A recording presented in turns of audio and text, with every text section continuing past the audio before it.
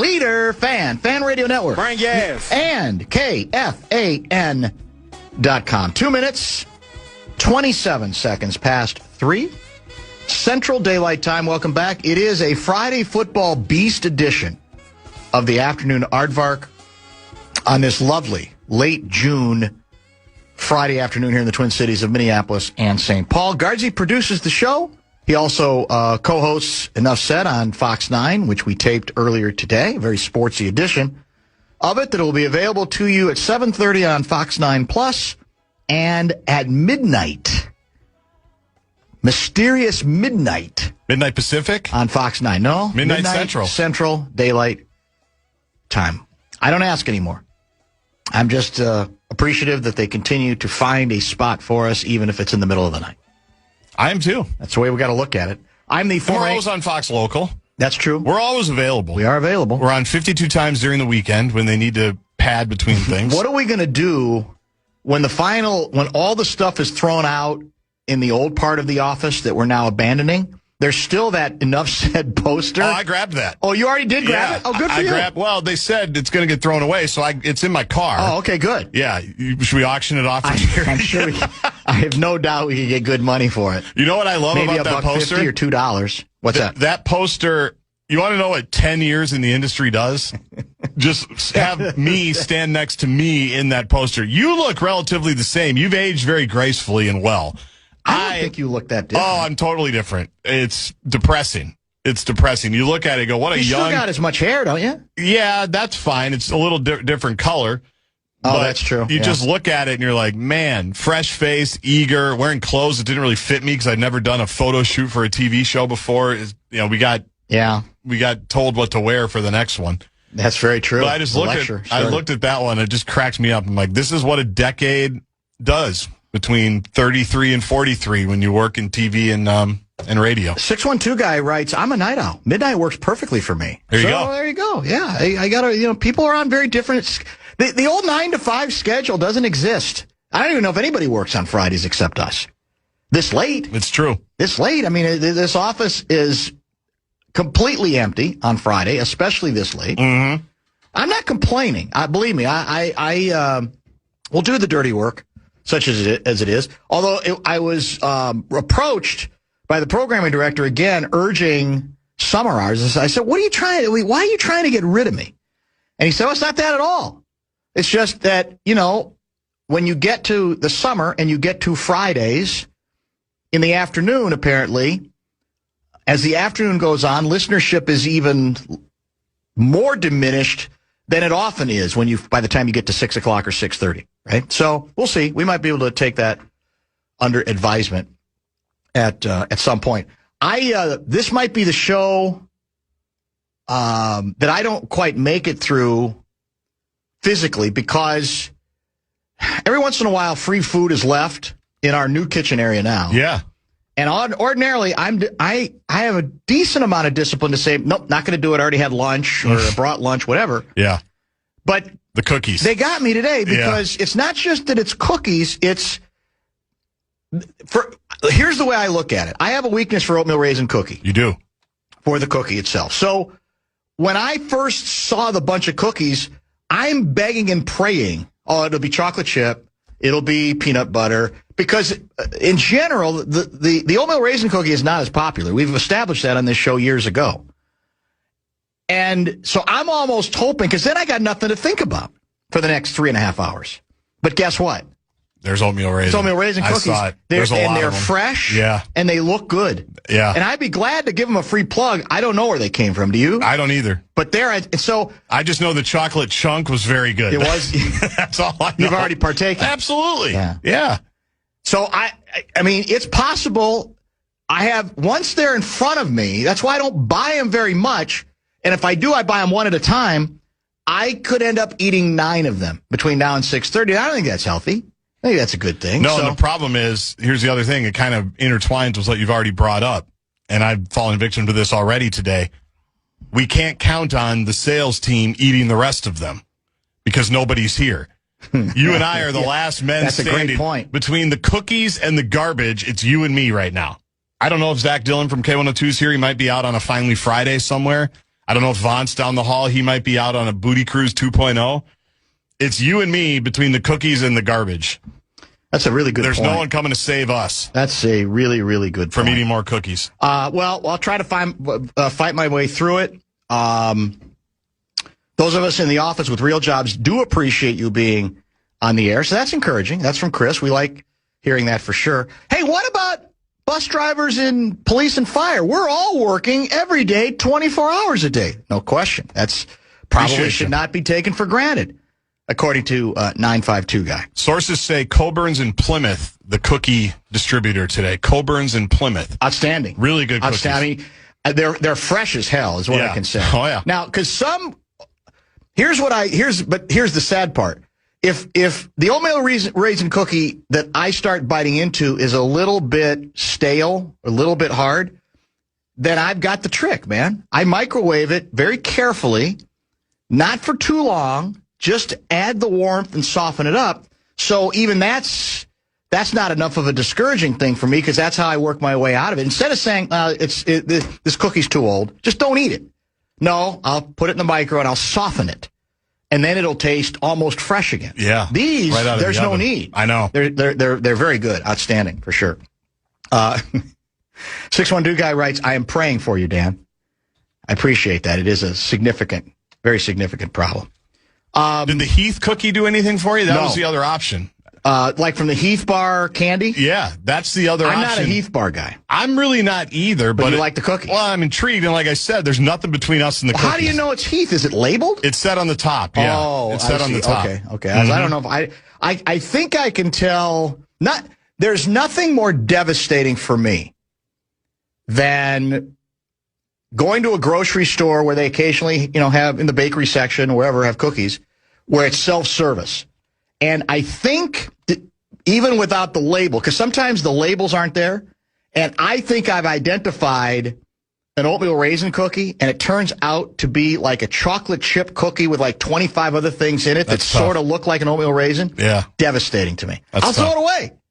I can't eat a chocolate chip cookie. You'll never get that $1.99 back. And I'll never get that, at least $1.99, that's for sure. We found him. And we're both, I think, in the same boat on this, desperately looking for who I found. Nationally speaking, the savagery started almost immediately, and it hasn't stopped yet, on the Wolves deal, the LaMelo Ball deal. It's vicious. It's total. It's not nuanced. It's dumbest move ever. They'll regret it for the rest of their lives. Might cost Tim Conley his job. What are they thinking in Minnesota? Is the meerkat David Kahn still running the team? I have finally located, and I just blundered into it, to tell you the truth, somebody who might kind of, sort of, nationally speaking, with a big name, might be on our side. Are you familiar with John Hollinger? Yes. Didn't he work for Memphis didn't he work in some basketball organizations? Memphis, before? Yeah. He was ESPN for a while. Is he still with ESPN, or does he have his own deal? Now. He's at the Athletic now, or at least this piece appears online at the athletic.com or nytimes.com. Got it. Too.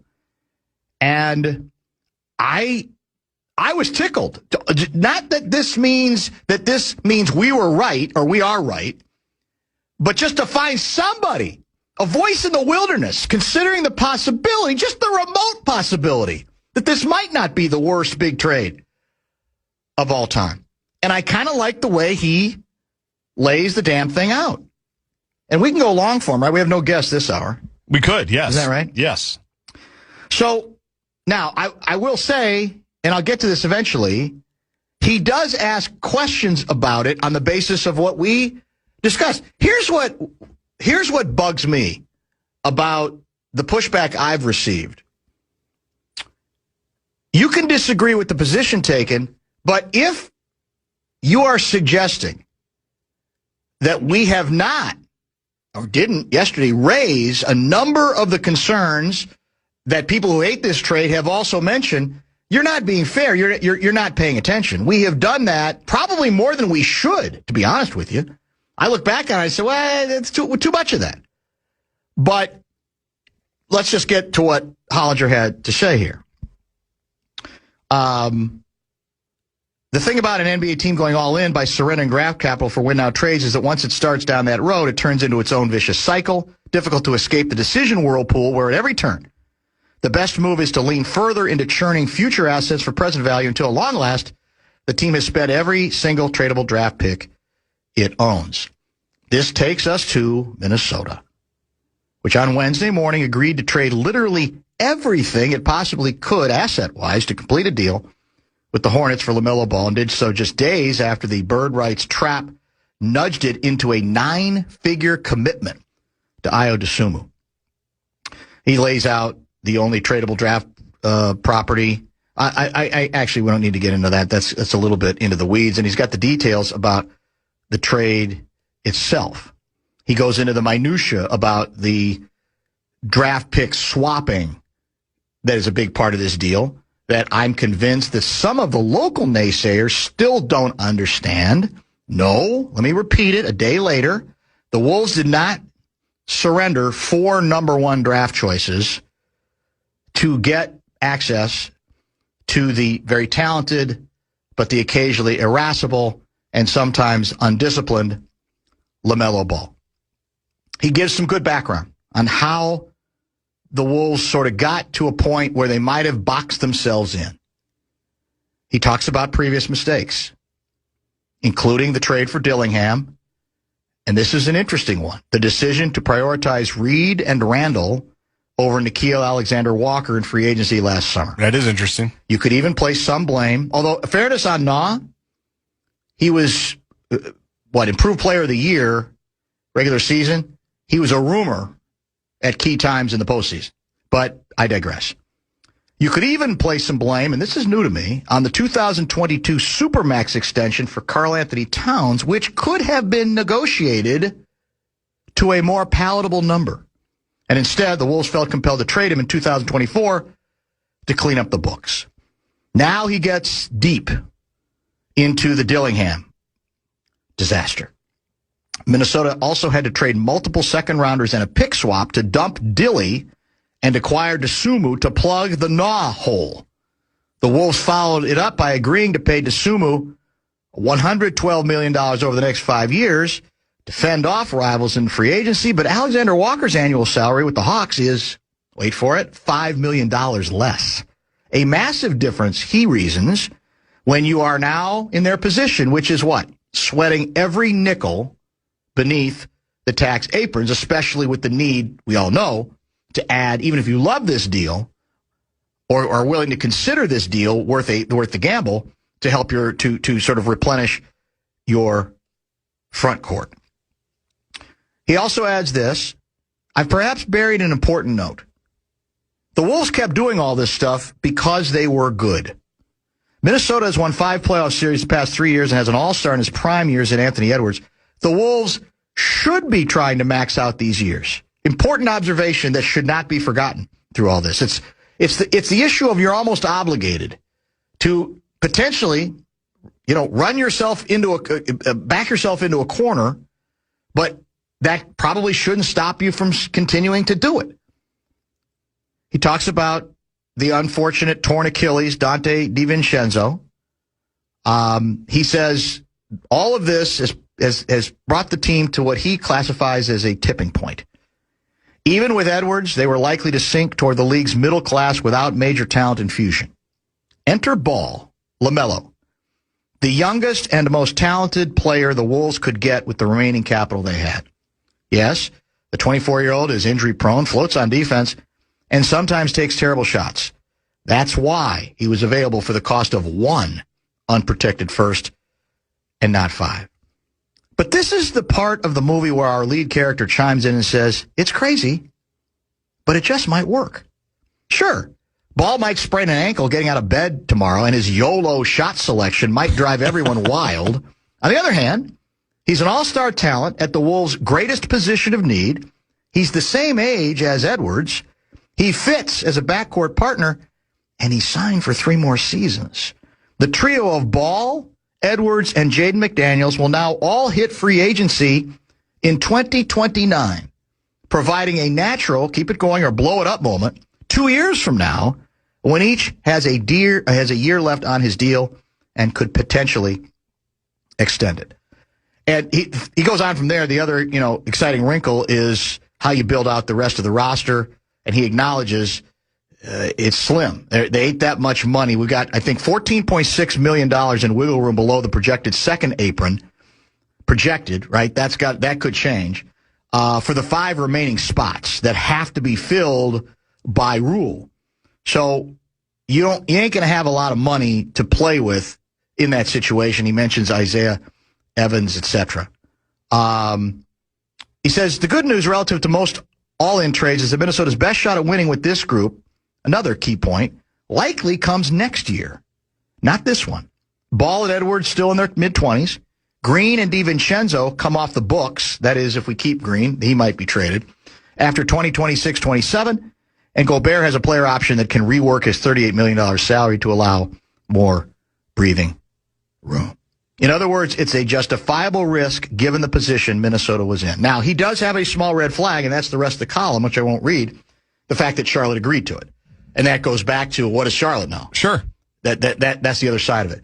But I was just encouraged, and I like the way he articulates the case above and beyond a lot of the stuff that we got into on yesterday's program.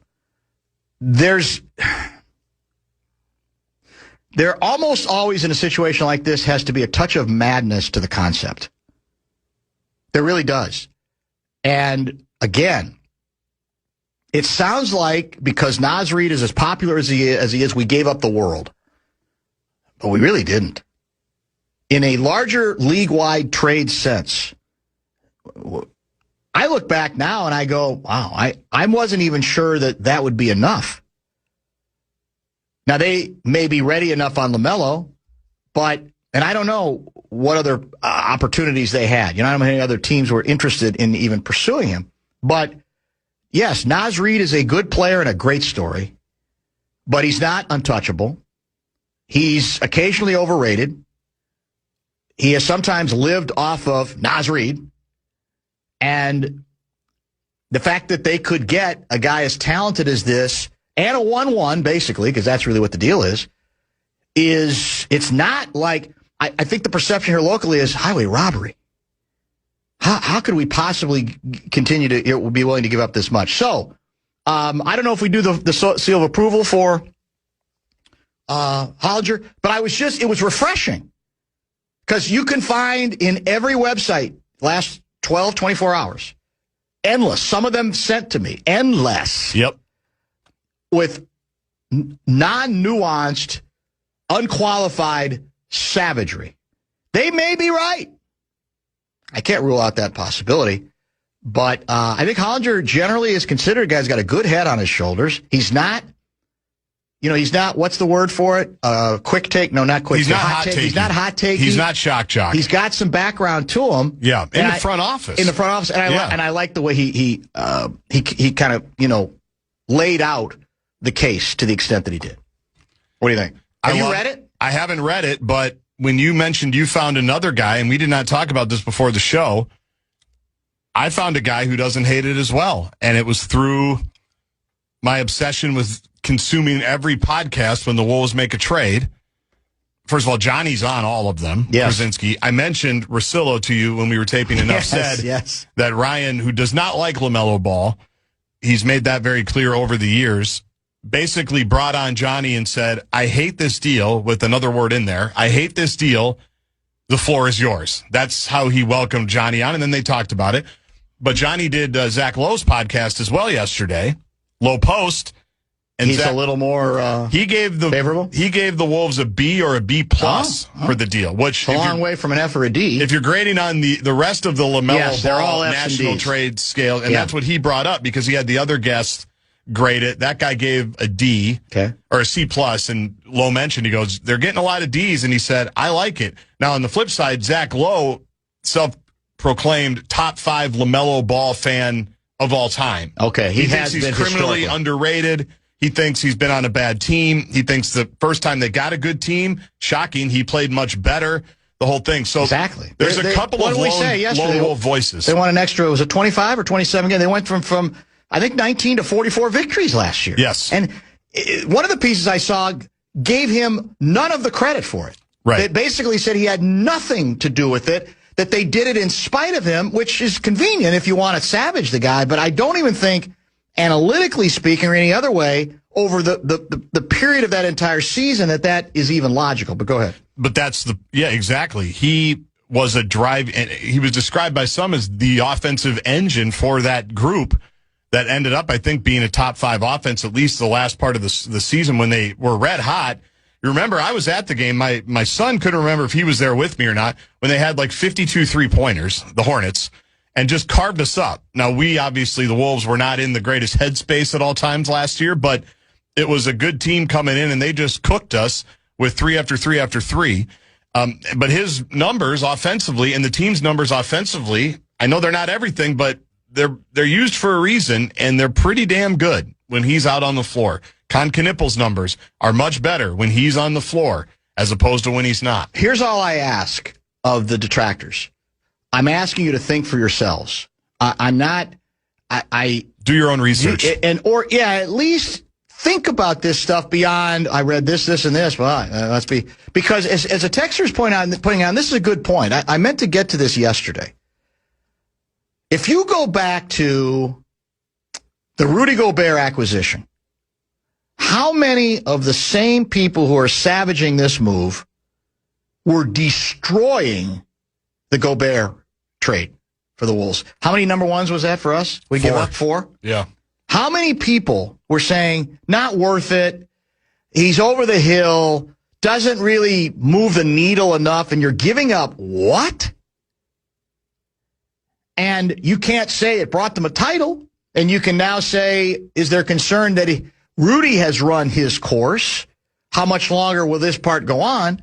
But what remains undeniable, whether the Rudy haters want to acknowledge it or not, is that their defense was transformed from putrid to top 10 to occasionally top 5 to once top 1.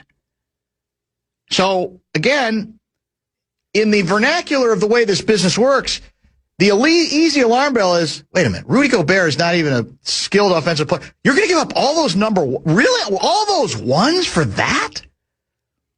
Rather than, well, what exactly was the vision? What was the plan? And as somebody else is pointing out, the national media is not reporting, what's not getting reported by the national media is the Wolves got rid of 2 overpaid Moody players. Now, I'm not going to necessarily say either Nas or Randall were overpaid. I don't think they were. But, yes, Randall wasn't the only Moody guy.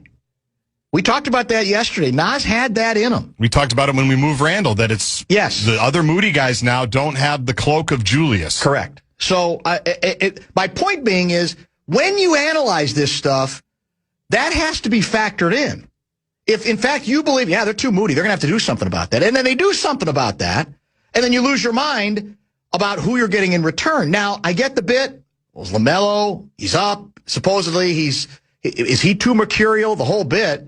I don't think his issue is moodiness. His issue, again, is will he stay serious enough for a team that isn't just like, the team he left, flirting with the postseason and has never been there, to a franchise that has graduated and evolved to the place that it is a given that they're in the postseason, and now it's what can we do once we get there. Those are all legit, but if you separate these things individually, and as we said, Randall had to go. Now, again, in terms of asset management, disaster, because you got so little back for the main guy in the Cat deal. That's undeniable, but that was then. You are where you are now at this moment. And so you have to decide, you're just going to we'll just keep the same people, and we know we're not going to be terrible. We keep the same people, right? We're going to win a decent number of games. We'll probably make the postseason. Right. But what are we going to do with it? So, I don't know. But so I thank John Hollinger for, I know he didn't write this for us, but I like at least finding somebody who I think made the case very effectively. Because the rest of it is, as I said, nationally, I think it's 85-15. Maybe it's even worse. Now, are some of the people who are defending it now, are they being the contrarians? What did Kendrick Perkins, has he weighed in on it yet? I haven't seen anything from him. Yeah. Has he been off for a couple of days? No, he was on. Was he on this morning? Yes. I should try to find it. Somebody's claiming that he said he believes the Wolves have the best backcourt in the West. It's along those lines. Yeah. I did see the headline. I'll find it because that stuff's all very easily clippable. But yes, I believe he likes what's going on here now. You're listening to Barreiro on the Fan from the 1-800 Ask Gary Traffic Center. This report. Fan.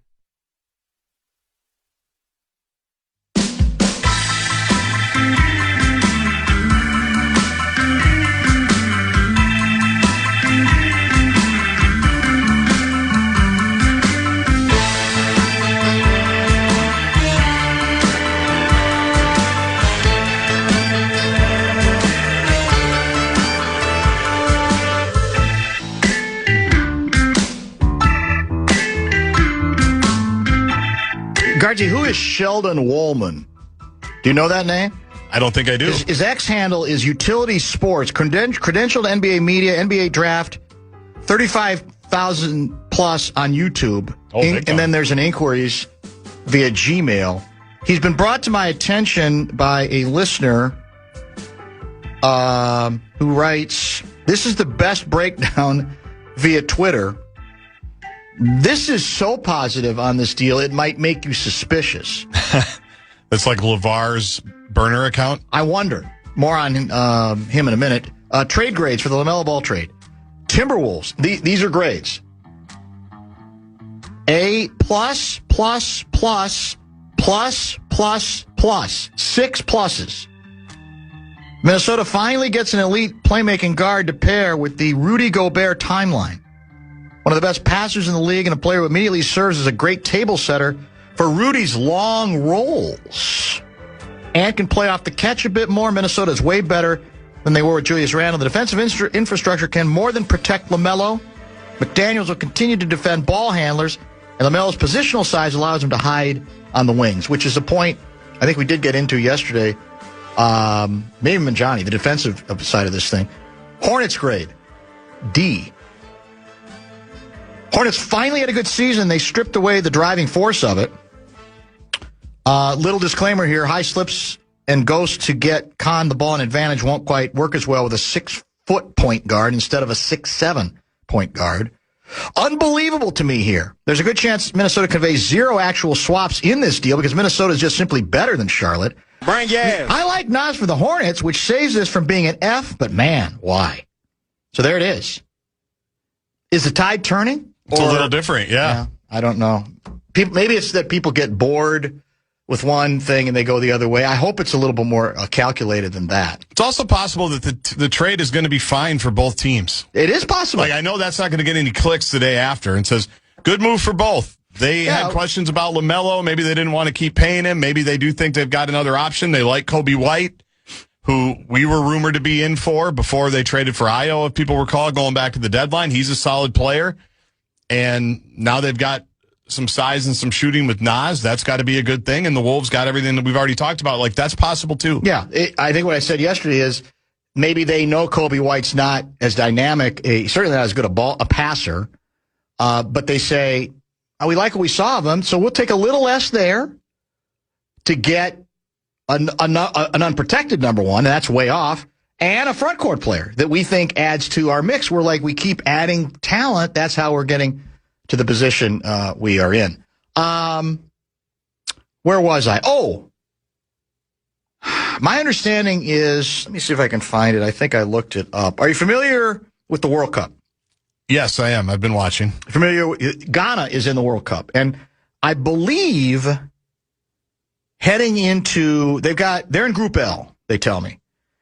And I think they've got a match, I don't know if it's tonight or over the weekend, against Croatia. And if all they need, they're in second place in their group.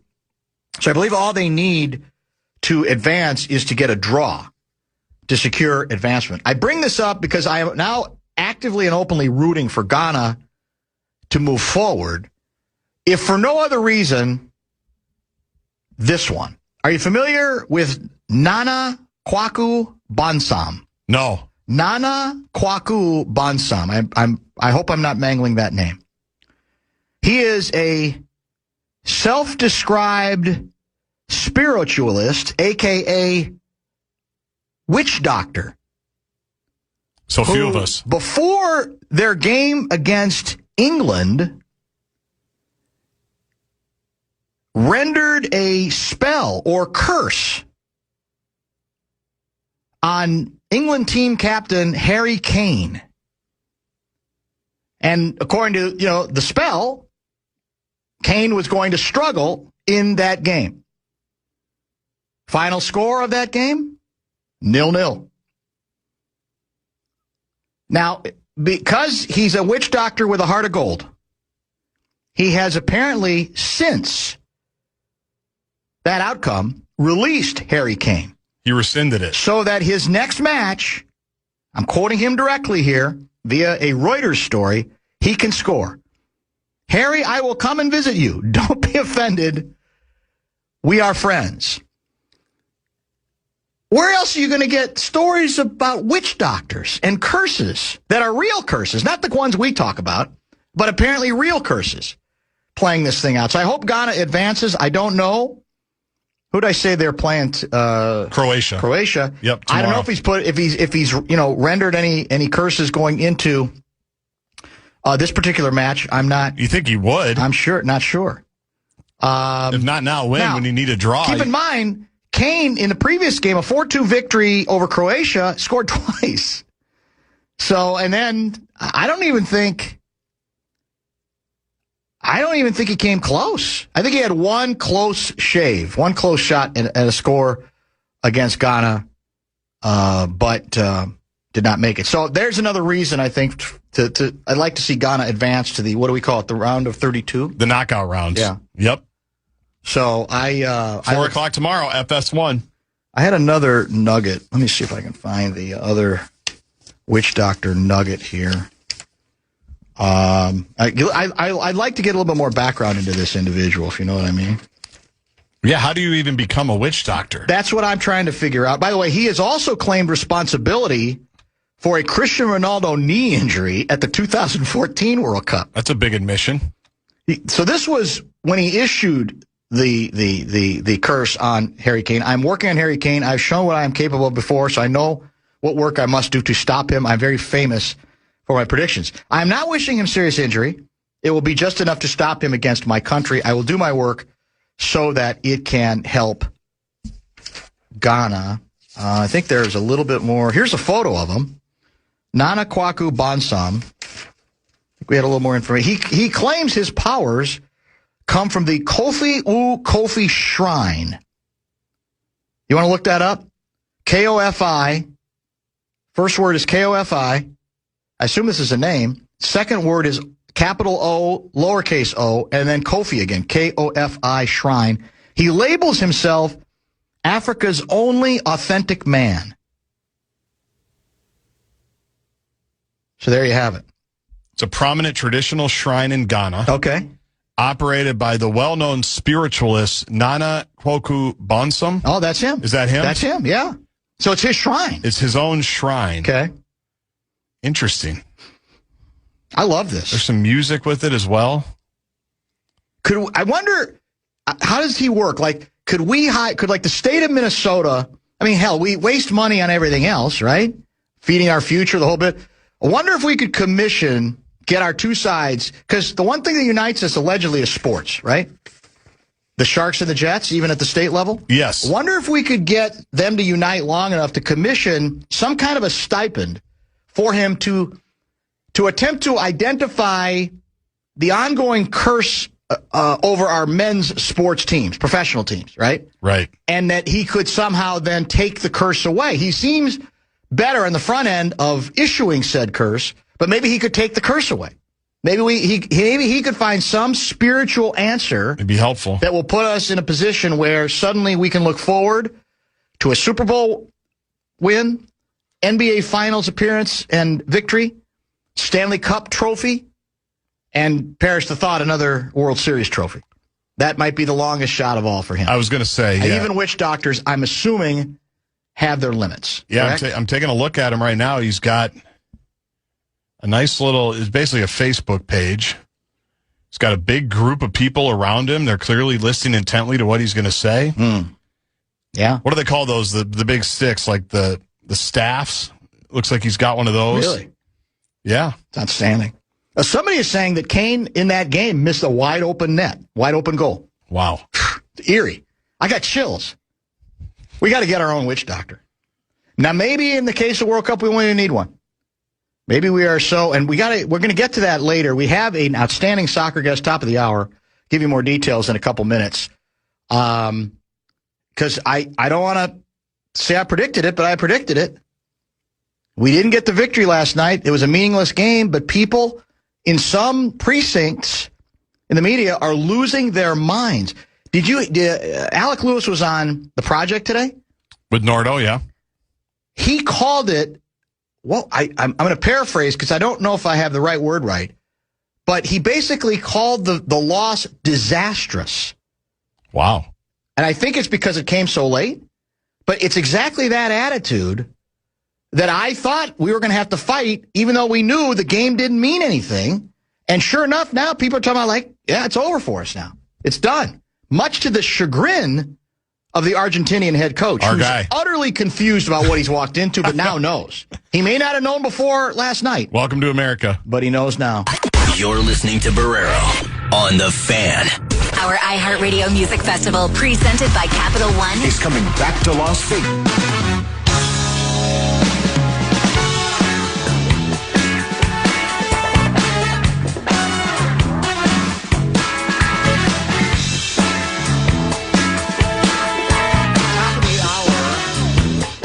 We will be joined by Jamie Watson, formerly, once upon a time, Minnesota United, right? But he's played soccer standout for years, now has become a big-time national soccer analyst. And I don't know how the subject came up when we were preparing for an Enough Said show like 2 weeks ago, I think. I said, hey, why don't we take a shot and see if we can get him back on, even though he's gone Hollywood?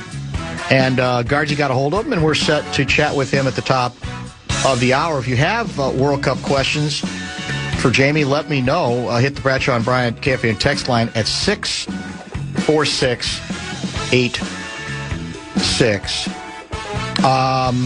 If LaMelo unlocks Rudy's offense, he is a witch doctor. Well,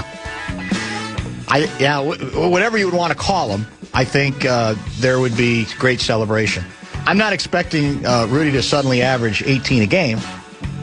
But he's going to get a lot of dunks, though. I'd take three extra dunks. I think he's going to get some lobs. I really do. Remember, are you old enough to remember the Dean Garrett days? Stephon Marbury made that dude like $40 million. It's exactly right. Yes. He got a lifetime deal that he otherwise wouldn't have come close to because he was good rolling to the basket and Steph was good finding him. That's one of the things Steph did do before he left in a snit, right? Look it up, kids. The Dean Garrett story. He was a solid college center at my Indiana University. But I don't think anybody thought he had anything going as a pro. He didn't seem blessed with enough talent, frankly. And he got one good contract because, at least one, the one here, because, like you say, it felt like he got like 3 dunks a game. Yep. Trust me, I remember right at the basket. Yeah. Yep. Very, very true. Dan, if it was the playoff-bound Vikings losing a meaningless Week 18 game with backups on a walk-off field goal, Lewis would be reminding everybody it doesn't matter. He and everyone else need to relax about last night. So we'll get into this, I'm sure, with Jamie, but here's what's funny about it. We did talk about it, my belief that I'm really worried about mailing in the performance even if there was literally nothing to play for last night. I felt like we got good Ubuntu going. I don't like coaches who sit players at the end of the season. I like to keep the vibe and the Ubuntu going. Having said that, what I saw for much of the game, despite the shocking ending, which was, I think, literally in the last extra minute, right? to say, okay, yeah, it would have been better if they could have ended up with a tie. Tie would have been fine. You don't like the feeling at the end of a game like that you lose it, but I don't think it has to at all be the end of the world. And now, as I said, the head coach, he almost walked out of the post-game media session because he was so bewildered by being peppered with all these questions of negativity. We didn't use our regular goalie. I think we sat like 7 or 8 regulars. Now, Pulisic did get out there, which I thought was a good move later in the game, and he looked fresh, right? He actually had a couple good scoring opportunities he didn't finish. But, so what I uttered, I believed, because I just keep whatever vibe you got, keep playing it, keep doing it. I lean that way, but I also didn't think at the end of it that the sky was falling. And that has been a lot of the reaction. And some of that maybe is what we talked about. It's in this case not a Minnesota thing. It's an American soccer thing, that we haven't sustained enough excellence, even with the good start, for people to not get scared off by even something like losing the end of a meaningless game.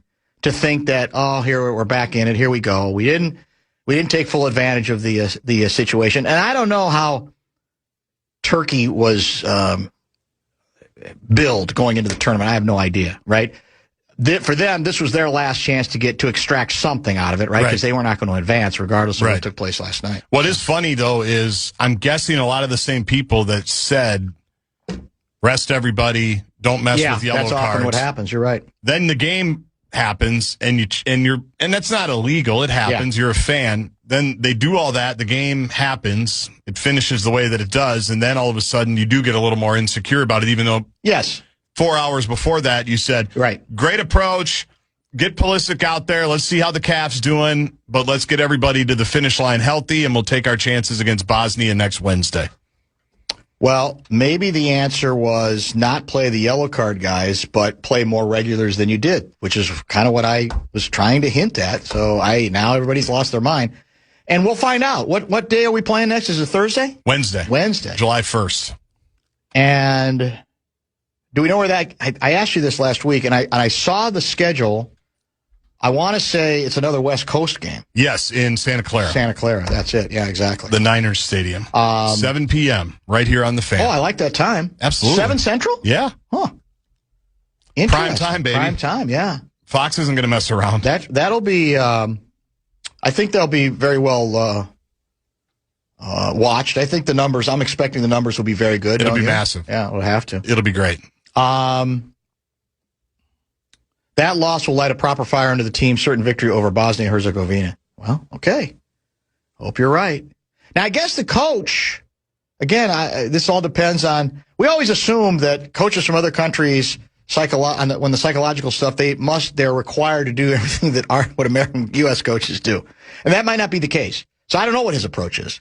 I guess he could use it for the old, okay, guys, this is how little they believe in you. You go out and play the 2 games you have to play. We advance, top spot, and people lose our minds.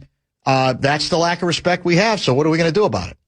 I mean, it's not Herb Brooks, but it might be close. It might be too early to do the Herb Brooks speech, I'm thinking. We need a few more rounds. Yep. Let's talk more soccer with Jamie Watson. Don't forget Ben Gessling at 4:30. And we'll be joined by soccer expert who thought Mexico was the most overrated team in the tournament, Lavelle Neal III at 5:30. Bumper to Bumper with Dan Barreiro on the Fan. From the 1-800